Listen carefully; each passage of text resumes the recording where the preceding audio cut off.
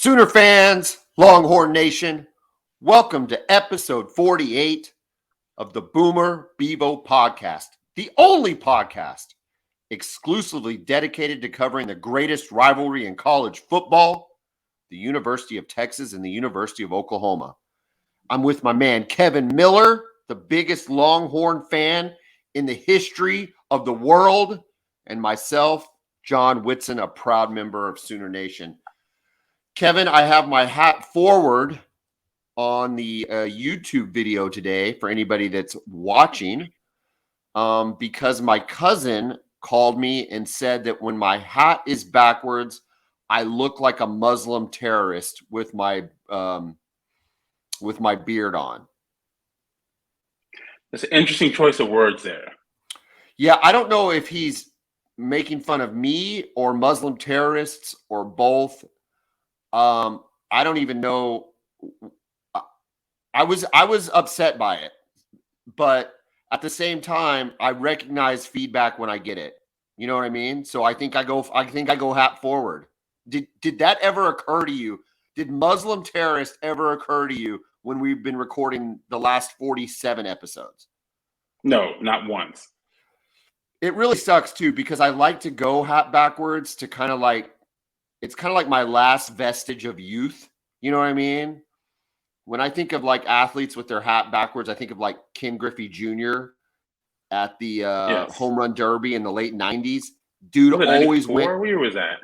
No, I think it was later than that. I think it was like 96, Camden 97. Yards? What was that at? Yeah. And dude, he had his hat backwards and it was like, man, he's the coolest guy alive. Coolest dude ever. Absolutely, man. He still is. Apparently, I am not the coolest guy alive. Apparently, I cannot pull off the hat backward, at least on YouTube. Maybe in real life, who knows? In other news, former Texas Longhorn basketball great Kevin Durant has been traded from the New Jersey Brooklyn Nets to the Phoenix Suns for 37 first-round picks, I think, and a couple of players. What do you think about Kevin Durant going to the Suns? Well, I think it makes Phoenix an instant title contender. The West is wide open, right? You got Denver, who has questions, right? Jokic is the best player, but they've got questions. Memphis is still young. So they were already, the fourth or fifth seed? And then you add this guy to the team, I think it makes them an instant. And then you didn't have to give up Aiden. You didn't have to give up Chris Paul or Devin Booker. If I'm a Phoenix Suns fan, man, I'm fired up right now. Is the only reason you can be fired up is if you're a Suns fan is that Kevin Durant does not have to be the best player on the court. Like he should be the best player, but he's not going to be the best player. Devin Booker is the best player. Ayton might be the second best player, and then it's a toss-up between Chris Paul and Kevin Durant, and Chris Paul is clearly the leader of the team. So at best, all you need is Kevin Durant to be the fourth best player, and that's probably where he's at. No way. In terms of leadership and maturity. Yes, I think I'm correct. No. He's the best player on that team. Yeah, okay. Do you think he's the second best player in the league still? Behind LeBron? I don't know about that. I don't know if he's the second best player in the league, but I think he's still a top 5 player in the league. That was 29.7 points a game. Then why is New Jersey already rebuilding? Why have they already given up on the Kevin Durant experiment? Why could they not even, if they made I guess they made the playoffs last year and lost in the first round. I mean, they're terrible. They were terrible. They were terrible in Brooklyn. And he's being traded because they could not win. And he's only going to be able to be successful because he doesn't have to be the leader and he doesn't have to be a player they depend on. Really? Because Golden State, they depended on him. Look at Golden State. They didn't depend on him. They had Steph Curry. They had Klay Thompson. They had Draymond Green. They had all these other players on the team. He was not the best player. That's the beauty of it. Yes, he's fooling everybody. He is not the best player. He should be the best player. You're still mad. And I get it. You're still mad. You're still bitter, and I get it. But he is the best player on that team. And he was the best player on the Warriors. No. That's not true. Well, first of all, he was the best player. Steph Curry was the best player and is the best player on the Warriors. Kevin Durant, look, here's the problem with Kevin Durant is he should be the best player. He should be the best player in the league. If you asked me to design a basketball player and you said, John, make his height and his handles and his defense and his shooting and his athleticism and his agility and any other physical trait, you would come up with Kevin Durant. He's a better shooter than LeBron James. He's a better defender, I think, than a lot of players are given credit for, definitely like a Steph Curry or something like that. He's a great basketball player, but you can't count on him is my point. I say all this because you cannot count on him. You couldn't count on him when he was in the Thunder player. You definitely couldn't count on him as a net. So why do you think because he was with Golden State for 2 years that you could count on him? Not true. 3 years. The only reason they won is because of Steph Curry. That's the only reason. Really? Well, he's a nice complimentary player. He's a nice third option. Top 15 player of all time. No. Yes, he absolutely is. Listen, we're gonna dedicate a whole podcast to this coming up soon. Look, and I'm gonna give you so many reasons as to why. He's averaging 29.7 points. Doesn't matter. It doesn't matter. They don't win. It doesn't matter. They don't win. They're gonna win at Phoenix. I will. So you're blaming him and not his weirdo teammate. Dude, they didn't win at the Thunder. He had to join. The only reason he has titles is because he joined Golden State. You're just bitter, and I get it.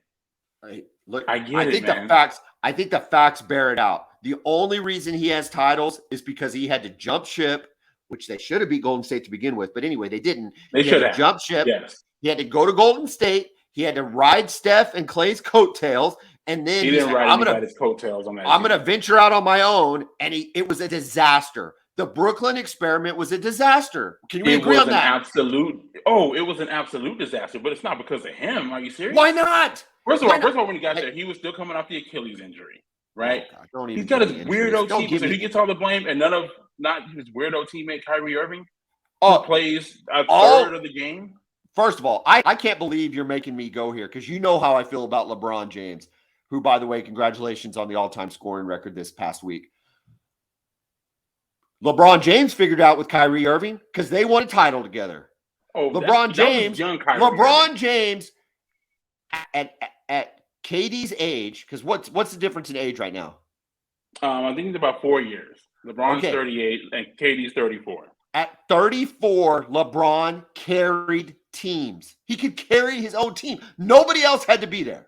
And you know how I feel about LeBron. I am not a LeBron fan. Far, far from it. But if you're asking me to compare what LeBron can do with a team versus what KD should be able to do with a team, it's not even close. Not even close. Listen, you put 34. Goes, hold on. Hold up. You put 34-year-old LeBron on the Nets, and they win a title. Man. When he got there, what did Kyrie do as soon as they won that title with Cleveland? That's when he started being weird. I don't want to be here anymore. Trade me. I want my own thing. It doesn't matter. He went out and got his own thing. They hated him in Boston. I don't like it here. Then he goes to Brooklyn. They try to form this super team. He plays every third game or so. He's just a weirdo, man. He destroys teams. KD is a guy. Look, I think Phoenix is going to be the favorite in the West, and he will be the best player. And who will be their third or fourth option as a leader on that team? He's not a leader. Will you agree that he's not a leader? He's not a leader on that team. The only reason they're going to succeed doesn't have to be a leader on that team. Well, Chris Paul's a leader. I mean, so I don't think that's the only reason. And Devin Booker's number 2. And Aiton's probably number 3. And again, he's not the best player, though. KD will be the best player on that team. He's better than Devin Booker. And I love Devin Booker. Listen, I can't stand Kevin Durant. I know, and I get that. One of the weak, and you know what? Here's the thing, Texas fan, all of you listening, and you specifically, Kevin Miller, this is what Texas players will do to the psyche of an Oklahoma fan, okay? Is they will almost convince you that they're worth cheering for. They'll almost convince you that they don't suck as human beings. But then what they'll do ready to crown him. Like, you're ready to say, you know what? Maybe Texas player isn't that bad. They'll do that weak ass stuff that they did, that Kevin Durant did to the Thunder. And you're like, I knew it. He was a Texas player. I should have never trusted it. You wouldn't want to play with Westbrook either. What? Wouldn't want to play with Westbrook? Dude, Westbrook and him were that was a dynamic team. A dynamic team. Look, you can't win with that dude. And I love Westbrook. You can't. You can't win with him, man. You can't. And I love Russ. You're saying that Russell Westbrook is the reason he left and not his wimpy, weak attitude, competitive spirit. None of that came into play. It was all Russell Westbrook. Wrong. That was a huge part of it. He's the best player in the history of the Thunder, though. We can at least agree on that. And also solely responsible for the downfall of that franchise. They did not. They're on the way back, though. Hey, listen, they're coming back. I'm not even a Thunder fan. They're coming back. This squad they have is nice. You know who's not coming back? Our San Antonio Spurs. They're nowhere. You better be. You might want to be a Thunder fan for the next 3 or 4 years. Nah, you can't switch up, man. But hey, they might get Wembanyama. Every time the Spurs have tanked, they've gotten the number 1 pick. They tanked and they got Robinson. They tanked, they got Duncan. Hey, maybe they can get Wembanyama. I can't talk about Kevin Durant anymore. He's terrible. The Suns.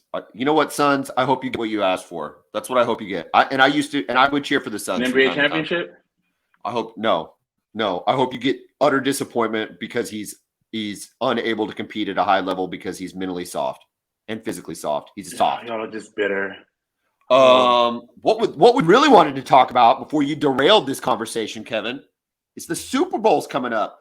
I think the graphic is going to talk about the number of players OU and Texas have in the Super Bowl this weekend. Let's start with Texas. Let's go through the players from the University of Texas that are competing in the biggest game in the world. Go ahead. The floor is yours. Okay. All right. Absolutely nobody.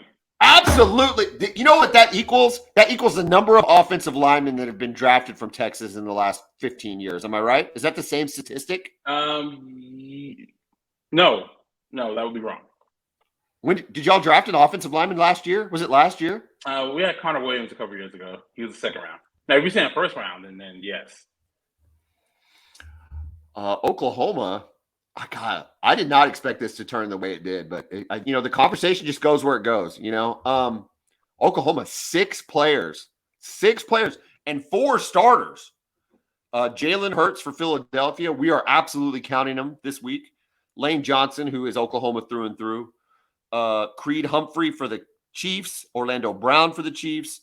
And then back I don't know. James Winchester is their deep snapper, so I guess it's technically a starter on special teams. And then Blake Bell is on the active roster. Last time I checked. So, the Bell just. Oklahoma is surprisingly has the most of any player of any school represented with 6, which I think is pretty cool. It just sucks that we couldn't win anything while any of those players were on campus. Because that's a pretty good group of players right there. It is, man. Lane Johnson especially came out of nowhere. Wasn't he a quarterback come out of JUCO or something like that and made him into an offensive lineman? It's a pretty incredible story, man. He was a quarterback, and then they brought him in to play tight end. And the way Bob Stoops tells the story is he was doing okay as a tight end, but he was almost starving himself to be a tight end. And so Bob went to Schmitty and said, what would it take to get Lane Johnson to play on the offensive line? And Schmitty said, 2 weeks and about 4 cheeseburgers. And they put him on the offensive line. And now he's going to be a Hall of Famer, right? Is that good? I mean, he's had a great career. He's had a great career, man. I don't know. Maybe not. Maybe Hall of Famer's too strong, but he's a really, really good player. Trent Williams now. I mean, I know he's not in this game, but he's probably going to be a Hall of Famer. Yeah, listen, we've got to get back. Bill Bedenbaugh has to get back to, this is the understatement of the year, but you got to get back to having these kind of guys on your offensive line, the Creed Humphreys of the world, Lane Johnson, Orlando Brown, Trent Williams. that's what made Oklahoma as good as they were, over the last 15 years. And we're not there. I mean, we're not there. We're going to talk about some of the combine guys. We had Wanye Morris, Anton Harrison. Those aren't those dudes, unless some development occurs that we're not talking about them in the same breath as we are Lane Johnson, Humphrey, and Trent Williams. But looking at the Super Bowl picks, the Eagles are favored by 1.5. Does that number surprise you? It really doesn't. I'm really conflicted about this game, though, because when you look at the rosters, right, I look at it and I say, I think the Eagles are the better team. I think they have the better D-line. I think they have the better O-line. But then I look on the other side and I see Patrick Mahomes, man, and how do you bet against him? Well, here's the thought process in my mind, and I'm going for the Eagles. I think I'm going for the Eagles. My daughter is definitely going for the Eagles. I think I'm going for the Eagles. But when you look at let's just look at the playoffs this year, okay? The Eagles have beaten the Giants, okay, and the 49ers on their fourth string quarterback, right? And when we say fourth string, very, very much fourth string. Legitimately, right? I mean, they were literally considering rolling out Christian McCaffrey at running back for the second half. Yeah. I mean, I'm sorry, at quarterback for the second half of that game. So you had the Giants, Daniel Jones, whatever. They did make the playoffs. Dayball's doing a good job, etc. But that is not like some team that's just a killer. And then the 49ers, who were just offensively, they were broken, right? They just couldn't do it. Correct. Then you compare that to the Chiefs, who played a surging Jags team with who's their quarterback? Trevor Lawrence. The name. Trevor Lawrence, a surging team, playing with a lot of confidence and playing with house money. And then you got the Bengals with Joe Burrow and everything they brought to the table. Why? I just feel like the Chiefs are a little more battle tested. You got the experience, and their defense looks pretty good too when you consider who they're stopping versus the Correct. Eagles. I don't know. And then when you think about coaching, you talk about when I pick big games like this, I often look at best coach, best quarterback. And Sirianni's done fine this year. I mean, done really well this year. I mean, he's been great. I love his energy. I love everything. But, man, I still think I take Andy Reid over him, right? Yeah, I think so with the experience. But, man, sometimes Andy Reid kind of screws up with some of the game management stuff in certain situations. We've seen that, too, over the years. My biggest question is, can they protect Patrick Mahomes, right? That Super Bowl that they lost to Tampa Bay, the reason they lost that game is because he just got pressure all game on Mahomes, which forced him into doing some pretty crazy things with some throws. And I know his receivers let him down too, but he was never comfortable in the pocket. Yeah, but didn't they have some hurt? But didn't they have some hurt offensive linemen though? I think they had one hurt, but again, and that's when they revamped the offensive line, right? They drafted Creed Humphrey. They brought in your boy Orlando Brown from Baltimore to try to shore up the offensive line. I want to see if they can match up because Philadelphia, they had 70 sacks this season? I mean, that is an insane number. 70 sacks on the season. The over-under is only 51. So that's your other line to look at. So you've got Eagles by 1.5. Pick it. Pick the game. I like the Chiefs, man. I can't bet against Mahomes.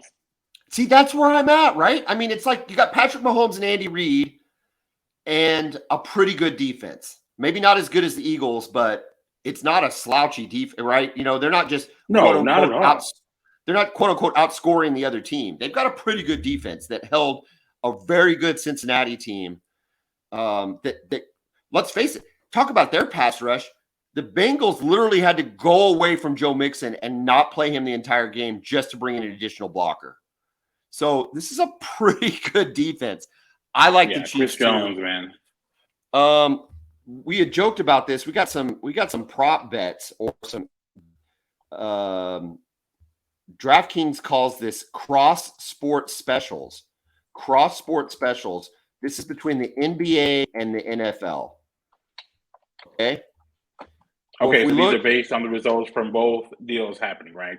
That's correct. NBA result and the result in the Super Bowl. Okay. Which would you take? LeBron James points, rebounds, and assists versus Portland, or Jalen Hurts rushing yards?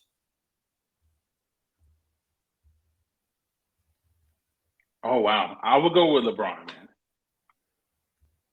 I think I would take LeBron too. Because points, rebounds, assists, let's see. Let's say he goes 30. I don't know, man, because that's if he has a triple-double with 30, that's only 50. You don't think Jalen Hurts is rush attempts, though?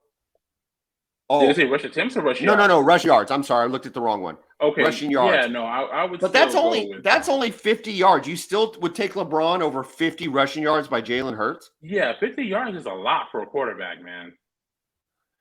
I kind of feel like even an athletic one like Jalen Hurts. I kind of feel like, though, if Philadelphia is going to win, he's going to have more than 50 yards. Yeah, but I don't know, man. I don't know if I see that happening in this game. I just don't know if I see it happening. All right, let me look at Jason Tatum of your Celtics versus Memphis. Okay, points, rebounds, assists versus total points in the Super Bowl. So total points in the Super Bowl, if the over-under is 51, they're saying points, rebounds, and assists versus 51 points, right? Okay. Do we know who Boston's playing? Memphis. And I'll go with the points in the Super Bowl. I'm going to say Tatum is plus 185 and the Super Bowl is minus 230. Yeah, I'm going with the Super Bowl there. I think so too. I mean, Jason Tatum is a baller. I love watching him play. Okay, let's stick with Memphis Jason. Is a good team. Let's stick with Jason Tatum. Jason Tatum assists versus Memphis versus Dallas Goedert receptions. I'll go, man. Let me think. Nah, I'm going with Tatum again. Okay, and then the last one, Ja Morant assists versus Boston versus Travis Kelce receptions. Oh, I'm going Kelce, man. I think you take Kelce all day long. I think that's like the easiest bet of the ones I said. That's why I left it for last. He's just too reliable. And listen, Ja might be one of my top 3 favorite players in the NBA right now. He is so fun to watch. But, Kelce, man, he's just too reliable. Been doing it for too long. All right. So we both think the Chiefs win. We both think they cover. I don't know. I think if the Eagles are going to win, I think they have to have more rushing yards. So maybe that's especially from their quarterback. I think they have to have quarterback. Okay. So no Texas players in the Super Bowl. The next crop of first players. time in like 25 years, by the way. Really? The next crop of players to get back to the Super Bowl will include these players that have been invited to the Combine. Bijan Robinson, Roschon Johnson. Help me out. Who's Coburn's first name? Keandre Coburn. Maro Ajomo, and then my favorite and yours, DeMarvion Overshown. Where are they talking about these guys? Are they all going to go to the Combine? And where are these guys slated right now in the draft? From what I expect Bijan to go in the first round. I don't know where in the first round. I could see him going anywhere, late in the top 10 to the end of the first round. It depends on the value they put. You know how the running back position is. It's been devalued over the last decade or so. But I think he's just so talented. You have to pick him in the first round, right? And as far as the other guys, for Overshown, I think he'll probably go in the third round because he's really athletic, but he's really raw at linebacker. He came in as a safety, right? Played safety for 2 years. Do you think they drop him back to safety because of his size in the NFL? I don't think so. It depends because right now I think that the NFL is going to go back to being more of a power league instead of a spread league, like it has been over the past few years.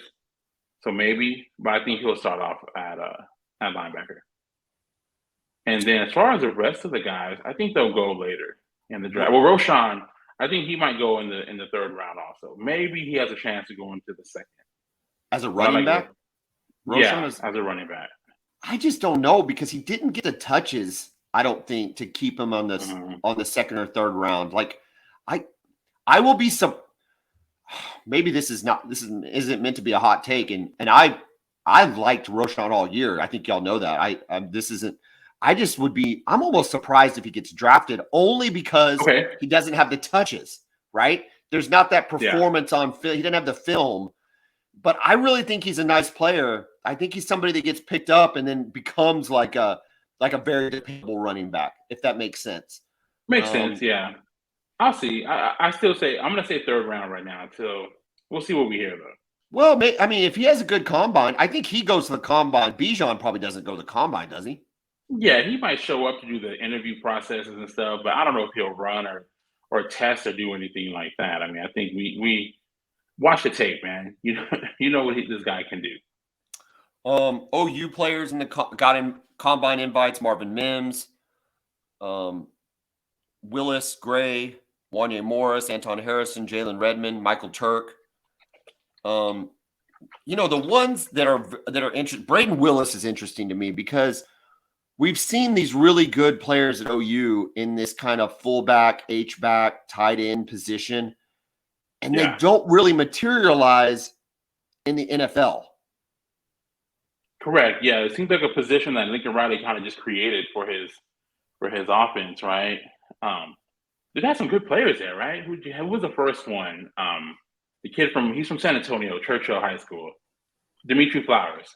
Yeah, he was good there. Jeremiah Hall. Yeah. These guys are they're like really good football players, and they do a lot. They you receive, run, block, and it's just like you expect them to make it. But really, when you look at it out, the best one of those players is Blake Bell at that position. Almost. I mean, not counting not counting Mark Andrews, obviously. That's on a different level. He was a traditional tight end. Yeah. He was a traditional receiving tight end.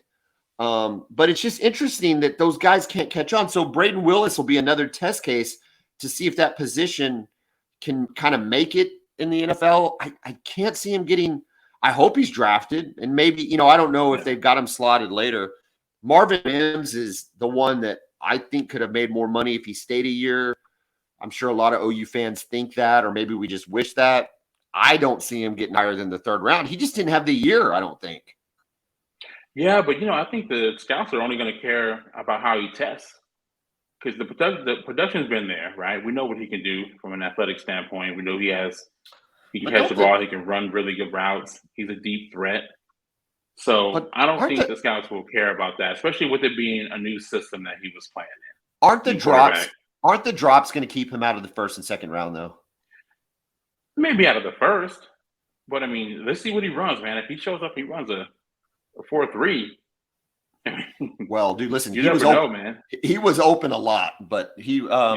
Then we got our offensive linemen, which I think will go higher than I think any of us expect, only because offensive linemen are always a premium. Redmond, I don't know, and then Michael Turk. How often do punters get drafted? He's a really good one, though, man. He's very good. I mean, he was probably the best in the country this past year. So even if he doesn't get drafted, he's a guy that's going to have a good year. I mean, I think who's the guy that Texas had a few years ago? A kid from Australia. I don't know why I'm crapping out on his name, but he got drafted by the Seahawks, I think, in the 5th round. He's had a great career for them so far. Here's the deal: Turk's leg strength is undeniable. Like I mean, he could just rip it, but his placement wasn't the best. Like kicks inside the 20. I mean, his touchback numbers were way too high. Okay. And so I don't know what that means in the NFL. I don't know if they, what they look at, if they just look at leg strength and they can coach placement. So many, and maybe it was just a function of this year that you just remember them all, but so many rolled into the end zone. It was frustrating. So frustrating. But anyway, that's kind of. I think he'll be punting for NFL team. For sure. I just don't know if he'll be drafted. Michael Dixon, by the way, is the Texas punter that I was trying to think about. So he's having a good career for the Seahawks so far. I think with Venables recruiting and Sarkisian recruiting, you're going to see if recruiting classes are any indication, I think we're going to see an uptick in draftable players over the next 3 or 4 years. Yeah, I agree, and I think what this staff has shown, at least from a Texas standpoint, is that they're able to develop players. Like I've seen players get better from one year to the next, whereas under the last few staffs, I just didn't see it. You didn't see that. You saw guys who came in, maybe played well as a freshman, and they never elevated from that point. Like Hayden Stearns was kind of like that. Remember that? He was first team All Big 12. Yep. And he did have some injuries, right? But the staff was never able to really elevate him. And now he goes to the NFL and he's a starter for the Broncos, So, but with this staff, I think you're seeing it. Guys are starting to develop, guys who maybe under the previous staff weren't very good, and then now have worked their way into being draftable guys. So I don't think at 6 and 7, Oklahoma fan even wants to talk about development from like that they saw development from anybody just because the team was so bad. You know what I mean? It's just hard to wrap our heads around. When you look at it, right, they were players that improved maybe individually from maybe like a Danny Stutzman, right? I thought he flashed some as a freshman, and I thought he was really good for you guys last year. The other linebacker was David. I can't pronounce his last name. Agwebu. Transferred. Agwebu. Yeah, I mean, he had a great season, and I don't think he was a good player at all up until this point. Yeah. And for him to be the starter and have close to 100 tackles, that's an example of a guy developing with this staff. Gray looked better. Gray developed. He had a better year. I think he had a great season. I think that's fair to say. I think he's going to be a good running back in the NFL too. I think he's a tough runner and he can catch the ball. He's kind of like a poor man's Alvin Kamara. Well, wow. That if he could even sniff that, Kamara's fantastic, isn't he? From a skill set standpoint, I'm not saying he's going to be, Alvin Kamara's a rookie, but and remember, Alvin Kamara was a 3rd round pick. It's not like he was drafted in the 1st round. Right. He wasn't Alvin Kamara until he got to the Saints. Yeah, he had those traits, but yeah, I mean, he came out of Tennessee, transferred from Alabama. Well, maybe he gets drafted by the Broncos and Sean Payton can make him the next one, There you go. Before we jump into basketball, we need to give a shout out, Kevin, to our sponsor, Brown O'Haver. Brown O'Haver, I work for Brown O'Haver. Kevin works for Brown O'Haver. We are public insurance adjusters. We work for the insured, not the insurance company. So if you've had a loss to your business or home, due to fire, wind, tornado, vandalism, flood, water leak, whatever the case may be, you give Brown O'Haver a call and we adjust the claim for you, not the insurance company. We get you paid more money more quickly. Typically, we get our clients 30 to 40% more than they get on their own. And if you know somebody that's had a loss or you've had a loss, you give us a call, 405-735-5510. We will look at your claim. There is no obligation if you call and you don't get paid, or we don't get paid unless you get paid. So give us a call, 405-735-5510. Kevin, the Texas Longhorn basketball team is 19-5, 8-3 in conference, 1st in the Big 12. You just had a loss to Kansas. I hate Kansas. I hate watching Kansas. I hate Kansas with all my heart. Yet in some ways I was still rooting for Kansas because they were playing you guys, but I don't know. My daughters asked who I was going for, and I was like, can they both lose? But at the same time, all that to be said, Rodney Terry's doing a pretty good job coaching you guys. They just doubled his salary this year from $500K to $1.2 million because he's handling head coaching duties. Up next is West Virginia.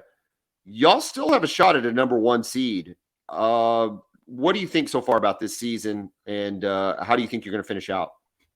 Well, man, it's been a crazy season, right? Started off great. Then the whole Chris Beard thing happens. He gets fired. And I thought the season was going to fall apart. I thought players would, opt out, sit the rest of the season out, maybe transfer. But I give credit to the players, man, for just sticking with it, giving Coach Terry a chance, and just staying the course. Like I said, I thought the season was going to completely collapse, and I think they've been even better than they were in the first few games under Beard. So it's crazy to see. Like I said, I'm really proud of the players, and I think they end up with a number 2 seed, maybe a 3. I don't think they get a 1 personally. If they win the Big 12, if they win the Big 12 regular season, you don't think they get a 1 seed? I mean, the toughest conference in basketball. It's so hard for me to imagine. It's just hard for me to imagine a Texas basketball team with a number 1 seed. It is not hard. It's not hard. 19-5, 8-3. How many games do they have left? 7.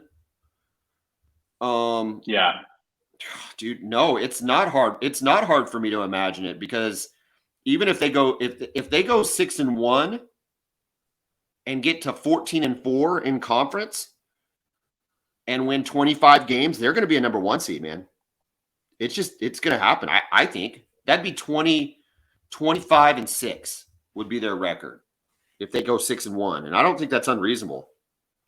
Well, they've got West Virginia, right? If we want to break down the schedule. Win in Austin. Win. That's on Saturday, right? Okay, then they got at Texas Tech. Win on Monday. Now, I know Tech is horrible, but you know what the atmosphere. Hold on, you know what that atmosphere is going to be like, right? So it's not going to be an easy game. I think they should win. Do you think You think the student section will all have Chris Beard masks on? I wouldn't put it past them. They're a horrible. That's a horrible student section. Yeah, we've all been there. I've never been to a basketball game there. We're at 2-0 next. 2-0. Okay. Oklahoma and Austin. Win. Your boys. Okay. Win for Texas. Iowa State. Okay. Win. And Austin. Win. Now these last 3 are tricky. At Baylor. Listen, you just gave Baylor a hard time last night. That's at Baylor. It's in Waco. Win for Texas. Texas did beat them in Austin recently. Very close game, though. Win for Texas. They beat them 76-71. Okay, then at TCU. Win. And then they close out the season at home against the Kansas Jayhawks. I mean, here's the deal. Of those last 3 games, they'll go 2-1. I don't know who they'll lose to, but they'll go 2-1. So dude, listen, I think you win the Big 12. You look at that schedule. You look at that schedule and what you have left. The way the team is playing right now, they seem to be playing better, not worse. They're getting better. Break down the schedule. It pains me to say that you're going to be the number 1 seed in the Big 12 tournament. And if you win the regular season Big 12 and go 25-6, you are a number 1 seed. There's no who else are they going to give it to? That's true. So I don't know. I'll take it, man. It's hard to react to success because it's just been a while since we've had any football or basketball. On the other side of the basketball Boomer Bevo coin is the Oklahoma Sooners, and guess what? I don't have to react to success, Kevin. I can react to abject failure. Since our biggest win in probably the last 4 or 5 years to Alabama, the last time we had this podcast, we've rattled off 3 straight losses to Oklahoma State, West Virginia, Baylor. And don't worry, only up next on Saturday are the Kansas Jayhawks, who will probably absolutely destroy us. There's rumors of our coach leaving for Notre Dame already, which some people I hadn't heard that. Oh, you haven't heard that? Oh, yeah. No. Mutual interest has been expressed between Notre Dame and Porter Moser. Mutual interest. And some people are like, oh, well, it's going to be a Lincoln Riley. I don't think it's not even the same thing. I can't stand Lincoln Riley, but Lincoln Riley got us to 3 playoffs, had 2 Heisman winners and a Heisman runner-up, and won the conference 4 years. So no, it's not the same thing. Porter Moser, the best he's done is he got us into NIT last year and beat Bama this year, and that's it. That's all we've accomplished under Porter Moser. So I don't want to upend it or say that I don't think he's the guy or anything, but I don't care if he goes to Notre Dame or not is my point. It's not whatever. Well, I mean, we're terrible, Kevin. We're terrible. I don't care how good the Big 12 is. 2-9 in conference it's unacceptable. It's unacceptable. Yeah, that shouldn't happen, man. You've got a good enough team to be at least in the middle of the pack in this conference, right? And my thing is, who were those guys that were out there last night playing well? Yeah. Where did they come from? Bamasil and Owe. And that's exactly right. They are averaging like less than 5 minutes a game, and he rolls them out there, and we are instantly more athletic. If you wanted to describe what was wrong with Oklahoma up to this point in Big 12 play, it's our jarring lack of athleticism. Okay. He rolled those two guys out, and automatically we looked more athletic. I love the feel-good story of Bijan Cortez, but that guy he's not a Big 12 basketball player, right? He should not be a contributing member of a Big 12 basketball team because he's just not that good. I love the story. I'm excited that he's earned the minutes, except that the fact is he's earned those minutes and it's not very good. Does that make sense? Yeah. Listen, I've watched a few this year. I'm watching last night. I'm like, who are these guys? Yeah. Well, and these guys look really good. And I'm just like, are they just off the injury list or coming back from a suspension? They look really good. The problem is when you see something like that, your immediate question is, where have they been? Why haven't they been played? A, and B, I don't even know. I don't even know what B is. Why haven't they been playing, and why can't we perform better in conference? Listen, Texas the sky's the limit for you guys, and I think it's going to be a great story depending on how far y'all can run with this coach. I don't know. I never liked Chris Beard, and so there's just something endearing about this coach picking it up. As far as Oklahoma goes, it's just been a failure of a season, and it sucks. It absolutely sucks. And I don't know. Softball can't get here fast enough, Kevin. Softball cannot get here fast enough. Is that this weekend? Yeah, I think it's tomorrow. Maybe tonight. Man, we might have gonna win the tonight. Natty again, right? I mean, oh, dude, we're so good. Who's beating that team? I mean, Texas was pretty good to get to the final last year. They just had no chance, man. Oh, no, man, we're so good, and we played basically Duke. Alabama. We played Duke tonight. We're playing them right now. We are playing them as we tape. We are playing Duke, who's a top 16 team. Oh, top 16 team in the country. And then that's followed up by Liberty tonight. So we got 2 games tonight. Listen, the other thing about OU softball is their schedule's loaded, dude. Not to mention everything they'll play in the Big 12, but they play UCLA. They play a number of SEC teams, Florida State. So they're not shying away from any competition. They are going to be fully tested by the time they get back to the College World Series. But unlike basketball, it's just been a disaster. Kevin, great show, man. Sorry you had to claim Kevin Durant from Texas. Oh, please don't apologize for that. I know how you feel. I'll claim him all the way. That doesn't. He is that guy. Top 15 player of all time. No, top 15 douche of all time. But dude, I think this Super Bowl is going to be fun. I think Texas is on the upswing for basketball. I think you get a number 1 seed.